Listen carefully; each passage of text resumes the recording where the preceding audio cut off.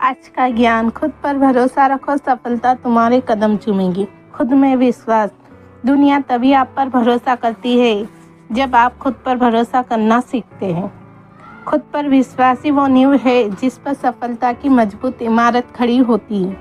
आत्मविश्वास हमें न सिर्फ मुश्किलों से लड़ने की ताकत देता है, बल्कि हर असफलता में छिपे सबक को पहचानने का नज़रिया भी देता है। जब आप खुद पर यकीन करते हो तो अपनी सीमाओं को नहीं बल्कि अपनी क्षमताओं को देखते हैं।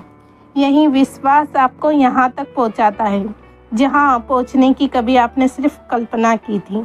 खुद पर विश्वास रखना मतलब हर्ट होकर के बाद भी उठना, हर हार के बाद भी मुस्कुराना और हर चुनौती को अवसर में बदल देना। याद रखिए, जो खुद पर यकीन करता है वही दुनिया को यकीन दिलाता है कि कुछ भी नामुमकिन नहीं।